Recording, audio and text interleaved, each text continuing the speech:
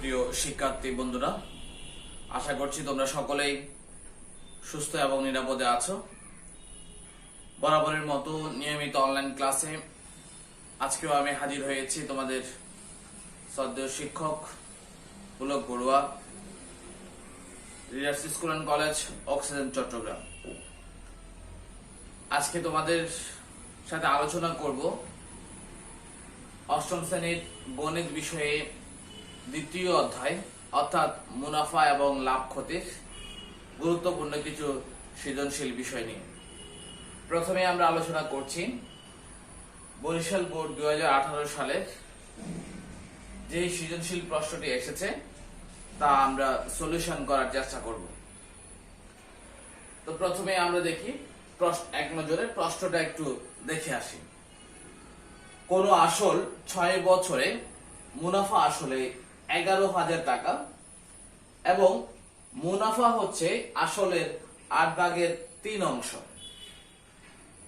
ক নাম্বার প্রশ্ন বলেছে যে সরল মুনাফা ও চক্রবৃদ্ধি মূলধন নির্ণয়ের সূত্র লেখো। খ নাম্বার প্রশ্ন বলেছে আসল ও মুনাফার হার নির্ণয় করো এবং গ নাম্বার প্রশ্নে বলেছে উক্ত আসল ও মুনাফা আসল যথাক্রমে কোন ছাগলের ক্রয় মূল্য ও বিক্রয় মূল্য হলে শতকরা লাভের পরিমাণ নির্ণয় করো। তো আমরা প্রথম অঙ্কটা করছি ক নাম্বার। ক নাম্বার আমরা কি বললো যে সরল মুনাফা এবং চক্রবৃদ্ধি মূলধন নির্ণয়ের সূত্র লেখার জন্য। তো আমরা জানি সরল মুনাফা, আমরা জানি সকলে এটা আমরা জানি, ইতিমধ্যে আমরা দেখেছি যে সরল মুনাফা আই ইকুয়াল টু, সরল মুনাফাকে আমরা আই দ্বারা প্রকাশ করি, সরল মুনাফা I equal to P N R, সরল মুনাফা I equal to P N R. এবং চক্রবৃদ্ধি মূলধন, চক্রবৃদ্ধি মূলধনকে আমরা সি দ্বারা প্রকাশ করি। চক্রবৃদ্ধি মূলধন C equal to P into 1 plus r whole to the power n. এই দুটো সূত্রের মধ্যে আমরা পি এন এবং আর দেখতে পাচ্ছি। এগুলোকে কি বলা হয় আমরা এখানে তার বিবৃতিতে দিয়ে দিব, যেখানে পি ইকুয়াল টু হচ্ছে মূলধন বা আসল, মূলধন অবলিক আসল, এন ইকুয়াল টু হচ্ছে সময়, আর ইকুয়াল টু হচ্ছে মুনাফার হার। বাস হয়ে গেল আমাদের ক নাম্বার প্রশ্নের সলিউশন। আমাকে ক নাম্বারে সরল মুনাফা এবং চক্রবৃদ্ধি মূলধনের সূত্র লিখতে বলেছে। আমি সরল মুনাফা এবং চক্রবৃদ্ধি মূলধনের সূত্র দুটি লিখলাম এবং সেখানে যে প্রতীকগুলো রয়েছে সেই প্রতীকগুলোর সংক্ষিপ্ত বর্ণনা দিয়ে দিলাম, কোনটাকে আমরা কি নামে চিনে থাকি। এবারে আমরা করব আসল ও মুনাফার হার নির্ণয়। খ নাম্বার প্রশ্নটা যদি আমরা আরেকবার দেখি, আমরা প্রশ্নে কি দেখতে পাচ্ছি যে কোন আসল 6 বছরে মুনাফা আসলে 11,000 টাকা দেওয়া আছে, অর্থাৎ মুনাফা আসলটি দেওয়া আছে, নির্দিষ্ট করে মুনাফাও দেওয়া নেই এবং আসলের পরিমাণটাও দেওয়া নেই।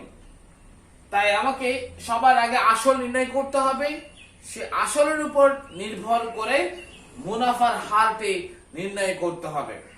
তাহলে আমি কয়েকভাবে অঙ্কটি করতে পারি। আমরা যেটা জানি যে খ নাম্বার আমরা জানি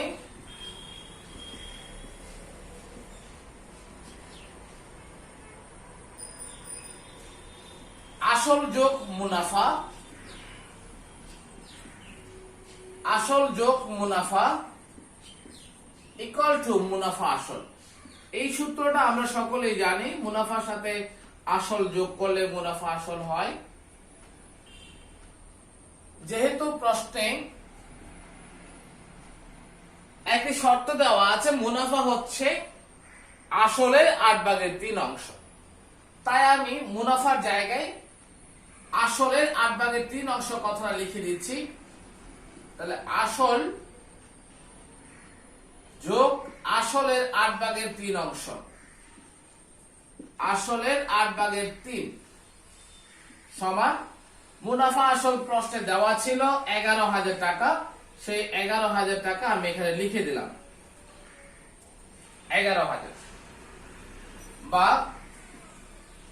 দুটোই থেকে যদি আমি আসলটাকে কমন নিয়ে নিই তাহলে কি দাঁড়াচ্ছে, 1 যোগ 8/3 সমান 11,000, বা আসল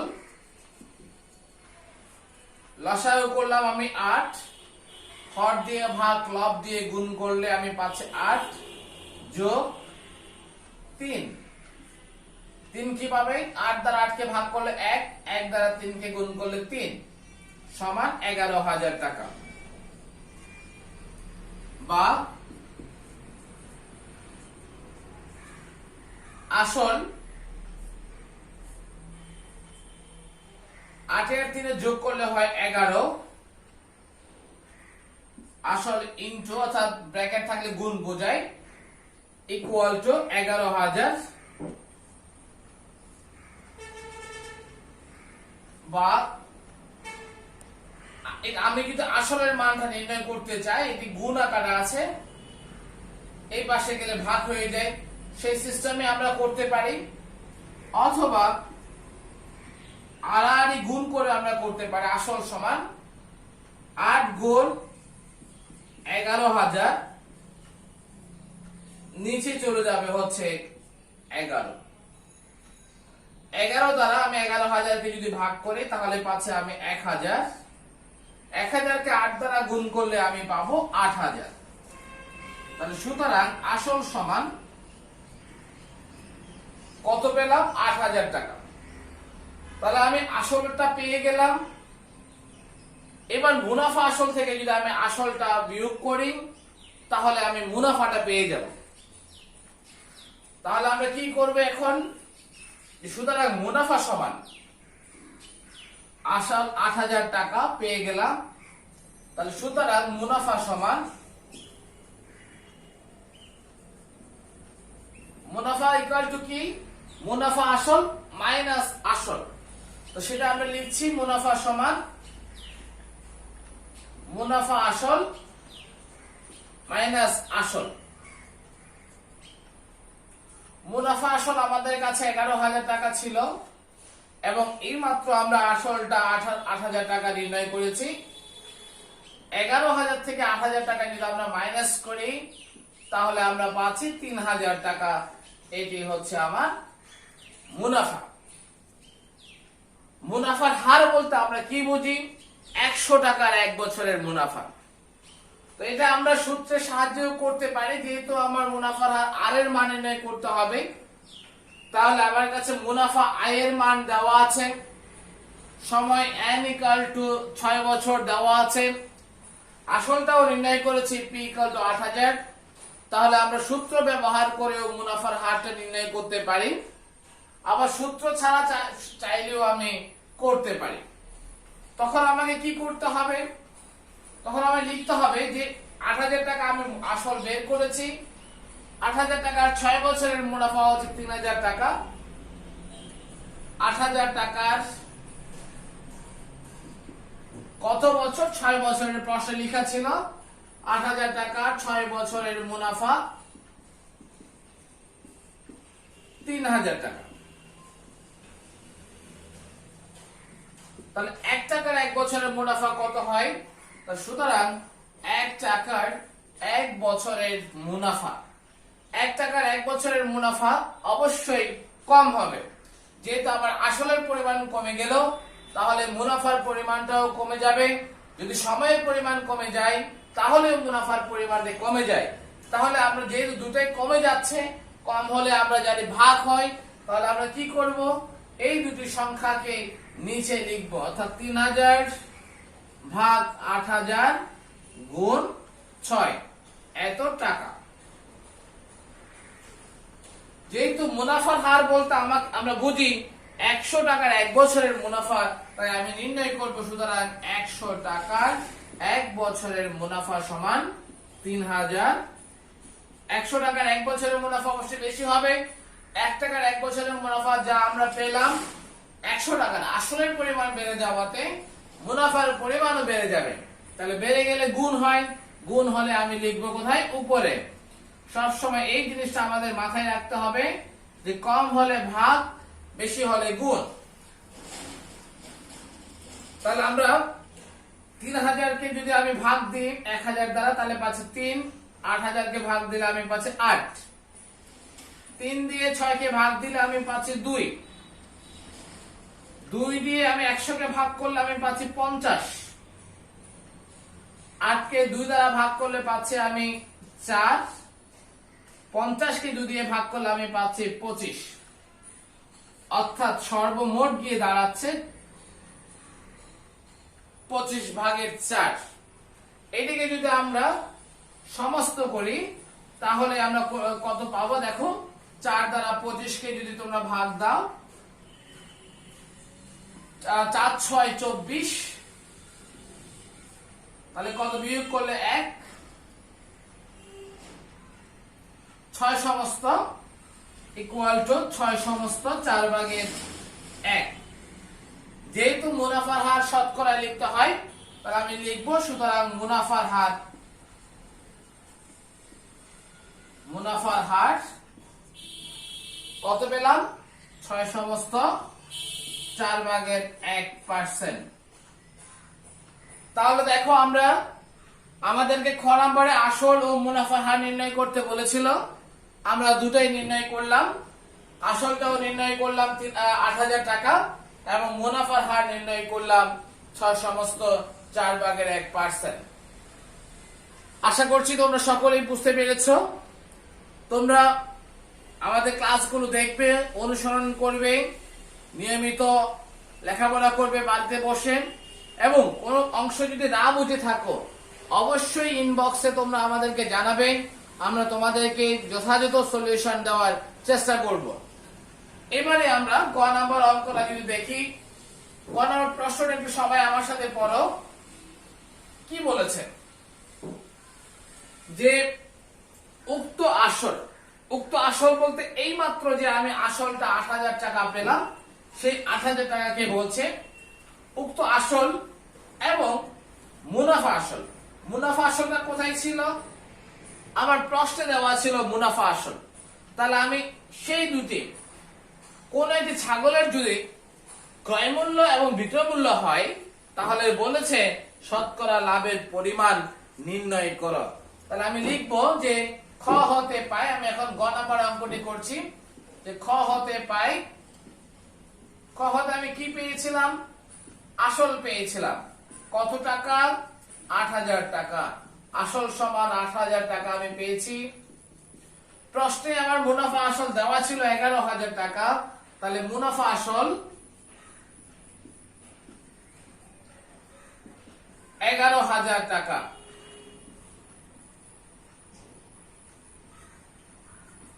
যেহেতু প্রশ্নে বলা ছিল যে উক্ত আসল ও মুনাফা আসল যথাক্রমে কোন ছাগলের ক্রয় মূল্য ও বিক্রয় মূল্য, তা আমি এই কথা লিখবো, যেহেতু প্রশ্ন দেখে দেখে লিখছি আমি, যেহেতু উক্ত আসল ও মুনাফা আসল, উক্ত আসল ও মুনাফা আসল কোন যথাক্রমে কোন ছাগলের ক্রয় মূল্য ও বিক্রয় মূল্য, ক্রয় মূল্য ও বিক্রয় মূল্য, সেহেতু ছাগলটির ক্রয় মূল্য সমান কত হবে? ক্রয় মূল্য সমান কত হবে? ক্রয় মূল্য হচ্ছে কত? 8000 টাকা। ক্রয় মূল্য সমান 8000 টাকা এবং বিক্রয় মূল্য হবে ছাগলের বিক্রয় মূল্য হবে কত? 11000 মাইনাস সরি 11,000 টাকা, বিক্রয় মূল্য হচ্ছে 11,000 টাকা। তাহলে আমার যেহেতু বিক্রয় মূল্যটা বড়, অবশ্যই কি হবে, লাভ হবে। তাহলে সুতরাং লাভ সমান আমরা কি জানি সূত্র, বিক্রয় মূল্য বিয়োগ ক্রয় মূল্য। লাভ সমান বিক্রয় মূল্য বিয়োগ ক্রয় মূল্য। তাহলে সমান বিক্রয় মূল্য হচ্ছে আমার 11,000 টাকা, ক্রয় মূল্য হচ্ছে 8,000 টাকা, বিয়োগ দিলে আমি পাচ্ছি 3,000 টাকা। 3,000 টাকা লাভের পরিমাণ আমি পেয়ে গেলাম। আমাকে বের করতে বলেছে শতকরা লাভের পরিমাণ কত, অর্থাৎ 100 টাকায় আমার কত টাকা লাভ হয়েছে। আমরা জানি লাভ ক্ষতি ক্রয় মূল্যের উপর নির্ভর করে। তাহলে এখানে ক্রয় মূল্যটা 8,000 টাকা আছে, তাই 8,000 টাকা লাভ হয়েছে 3,000 টাকা। 1 টাকায় লাভের পরিমাণ কত আর 100 টাকায় লাভের পরিমাণ কত, এখন আমরা সেটাই নির্ণয় করছি। তাহলে চলো কি লিখবো আমরা সবাই, যে 8,000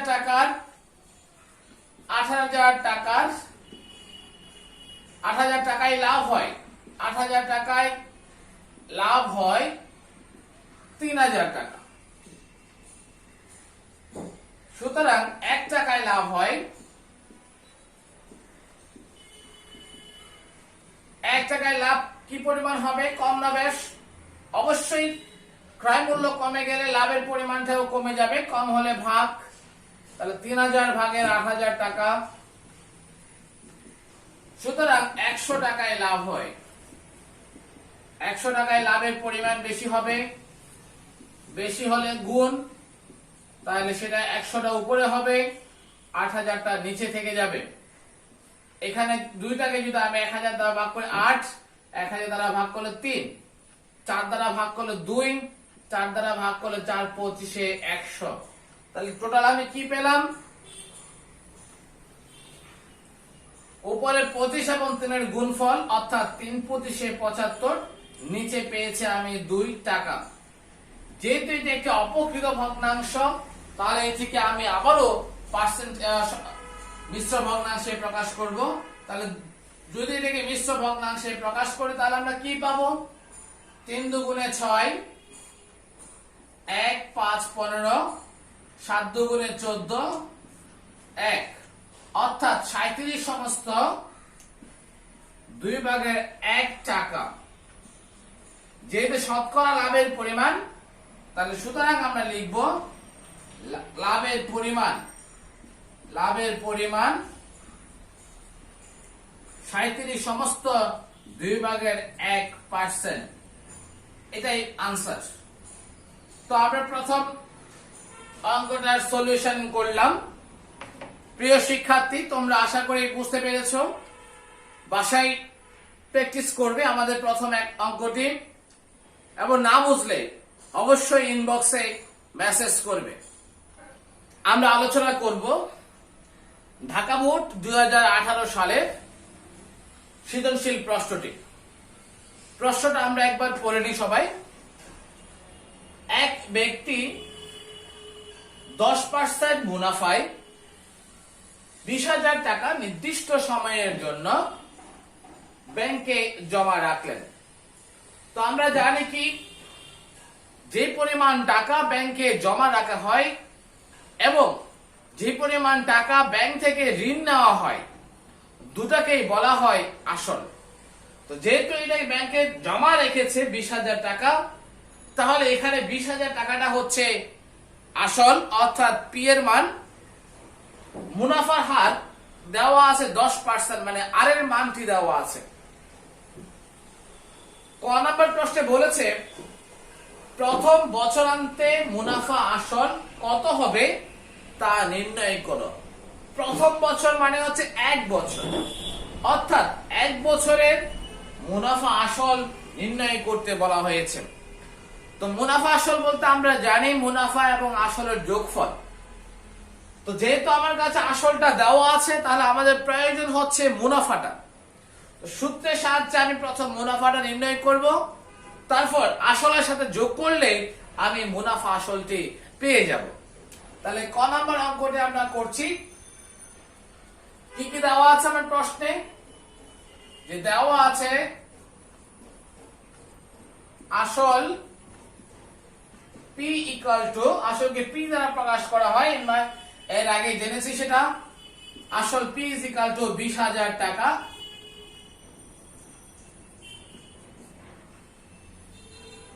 মুনাফার হার, যাকে আমরা আর দ্বারা প্রকাশ করি, আর ইকুয়াল টু 10%। 10% বলতে আমরা বুঝি 100 ভাগের 10।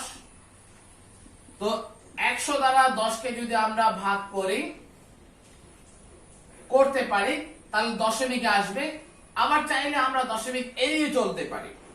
যদি এড়িয়ে চলি কাটাকাটি করলে তাহলে কত হচ্ছে? 10 ভাগের 1 হচ্ছে। সময় দেওয়া আছে 1 বছর, সময় n ইকুয়াল টু 1 বছর দেওয়া আছে। তাহলে সুতরাং মুনাফা i ইকুয়াল টু, আমরা যে সূত্রটা জানি লিখে দিলাম, i is equal to PNR। P এর জায়গায় পি এর মানটি বসিয়ে দাও 20,000, n এর জায়গায় n এর মান 1 বছর, r এর জায়গায় r এর মান 10 ভাগের 1।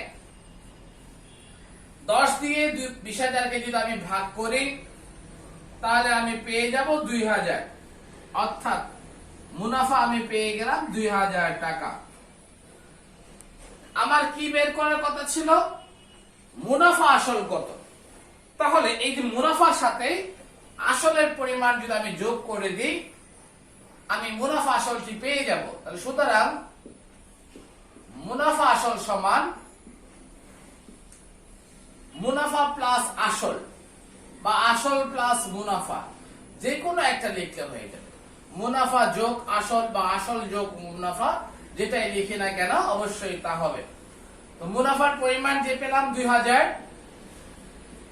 আর আসলের পরিমাণ ছিল 20,000, দুইটাই যোগ করলে 22,000 টাকা। এটাই উত্তর। অর্থাৎ আমাকে মুনাফা আসল বের করতে বলেছে, আমি মুনাফা আসলটি বের করে নিলাম। কত? 22,000 টাকা। এখন আমি খ নাম্বার অঙ্কটি করব। চলো প্রশ্নটা বুঝে আসি কি বলা হয়েছে। খ নাম্বার, 12% সরল মুনাফায় উক্ত টাকা কত বছরে মুনাফা আসলে দ্বিগুণ হবে তা নির্ণয় করো। আমার উদ্দীপকের মধ্যে একটি মুনাফার হার দেওয়া ছিল 10%। মনে রাখতে হবে, যদি আমার অঙ্কগুলোর মধ্যে আলাদা করে মুনাফার হারের পরিমাণ দেওয়া থাকে তাহলে আমরা উদ্দীপকের মুনাফার হারটা বিবেচনা করব না। প্রশ্নে যেহেতু 12% বলা ছিল, তাই আমরা এই 12% সরল মুনাফার অর্থাৎ মুনাফার হারটি আমরা বিবেচনা করব। তাহলে মুনাফার হার আর এর মান 12% দেওয়া আছে। উক্ত টাকা বলতে এখানে এই আসলকে বোঝানো হচ্ছে, অর্থাৎ 20,000 টাকাকে বোঝানো হচ্ছে। কত বছরে, অর্থাৎ সময়ের পরিমাণ আমার কাছে নেই, n এর মানটি আমরা নির্ণয় করতে হবে। মুনাফা আসলে দ্বিগুণ হবে বলেছে, অর্থাৎ মুনাফা আসলটি আসলের দ্বিগুণ হবে বললো, আমাকে নির্ণয় করতে বললো। তো দেখা যাক যেগুলো দেওয়া আছে সেটা আমরা লিখে ফেলি। খ নাম্বার দেওয়া আছে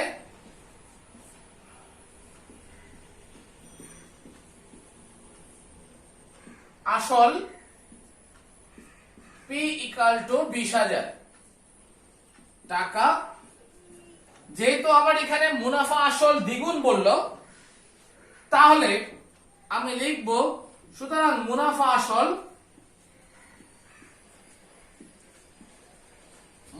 আসলকে আমরা 1 দ্বারা, বড় হাতের ক্যাপিটাল লেটারের 1 দ্বারা প্রকাশ করে থাকি। দ্বিগুণ যেহেতু বলেছে, আমি আসলের পরিমাণকে 2 দ্বারা গুণ করে দিলাম। তাহলে কত হয়ে গেল? 40,000 টাকা। মুনাফা আসল থেকে যদি আমি আসলটা যদি বিয়োগ দিই তাহলে আমি পেয়ে যাব মুনাফা। আর মুনাফাকে আমরা আই দ্বারা প্রকাশ করি। আই ইজ ইকুয়াল টু মুনাফা আসল মাইনাস আসল।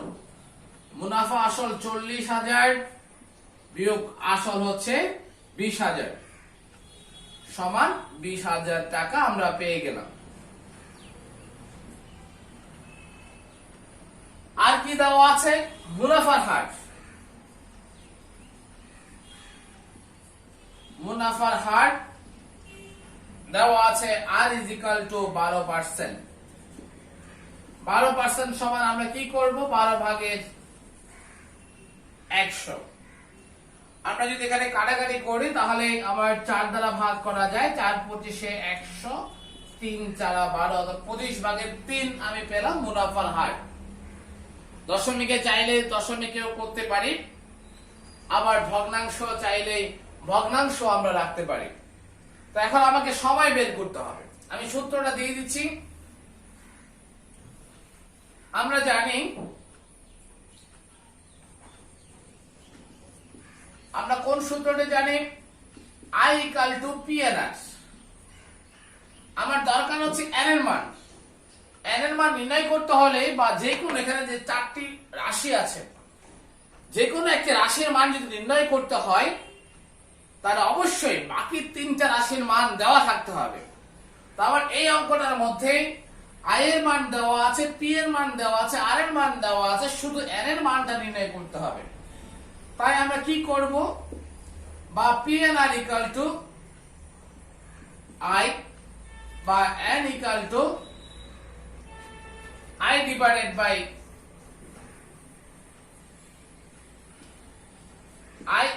By PR। এখন আমি মান বসিয়ে দিচ্ছি। মুনাফা I ইকুয়াল টু 20,000, P এর মানও আমার কাছে 20,000 টাকা ছিল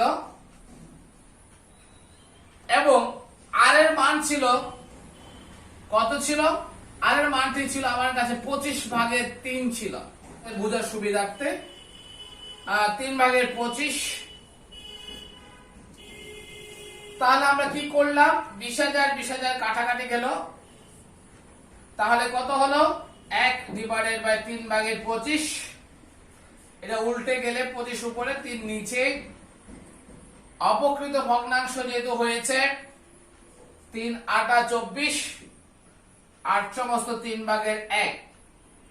সময়ের পরিমাণ অবশ্যই বছর, তাহলে আমি কত লিখব? 8 সমস্ত 3 ভাগের 1 বছর। বুঝতে পেরেছো সবাই? সময়ের পরিমাণটা আমরা নির্ণয় করেছি। এটাই আমার উত্তর, 8 সমস্ত 3 ভাগের 1 বছর। এবার আমরা করব গ নাম্বার অঙ্কটা। বলল 3 বছর আনতে সরল মুনাফা ও চক্রবৃদ্ধি মুনাফার পার্থক্য কত হবে তা নির্ণয় করো। তাহলে আমরা আগের মতোই যা যা দেওয়া আছে তাই লিখে ফেলবো। দেওয়া আছে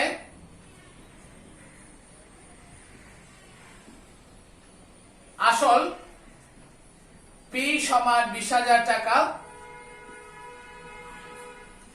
এই ক্ষেত্রে মুনাফার হার কোনটি হবে? 12% না 10%? 12% শুধু খ নাম্বার অঙ্কের জন্য প্রযোজ্য, আর 10%টা পুরো সব অঙ্কের জন্য। যেহেতু এখানে 12% দেওয়া ছিল সেজন্য আমি এখানে 12% ব্যবহার করেছি।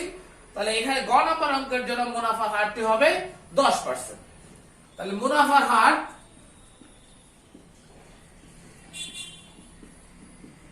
R is equal to 10%। 10% মানে 10 ভাগের 100। 100 ভাগের 10 অর্থাৎ কত হচ্ছে? কাটাকাটি করে 1 ভাগের 10 আমি পেয়ে গেলাম। সময় দেওয়া আছে 3।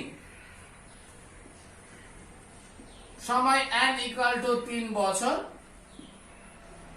তাহলে সবার আগে আমি সরল মুনাফা বের করব, তারপর চক্রবৃদ্ধি মুনাফা নির্ণয় করার চেষ্টা করব। তো আমরা জানি সরল মুনাফা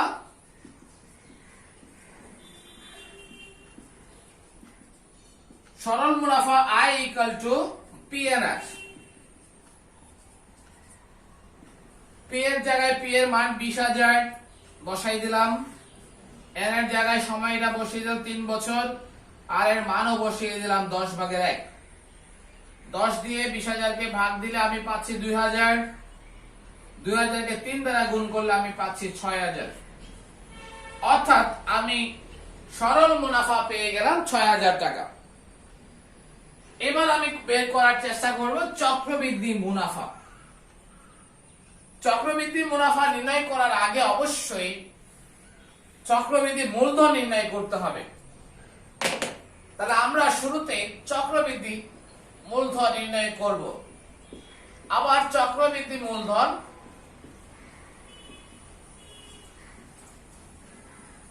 C equal to P into X plus R whole to the power N। সূত্রটা লিখে ফেললাম।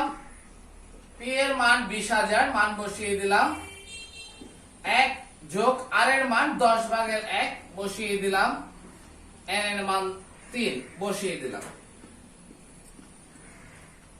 20000 গুণ, এখানে যদি আমি লসাগু করি তাহলে আমি পাচ্ছি 10 যোগ 1 হোল টু দি পাওয়ার 3।